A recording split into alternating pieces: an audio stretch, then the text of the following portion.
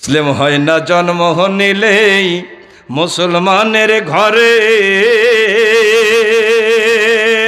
কাফের মুমিন তফাৎটা হয় একমাত্র নামাজের কারণে। এই যে নামাজ আপনি পড়েন না, কেন পড়েন না? কবরে তো যাওয়া লাগবে। এই জমিনের মধ্যে হিন্দুও কবরে যায়, বৌদ্ধ কবরে যায়, খ্রিস্টান কবরে যায়, অন্যান্য যত ধর্ম পৃথিবীতে আছে কোনো মানুষ আজ পর্যন্ত বেঁচে নাই। কথা কোন ঠিক কিনা? আওয়ামী লীগ কবরে গেছে, বিএনপি কবরে গেছে, যায় না যায় নাই?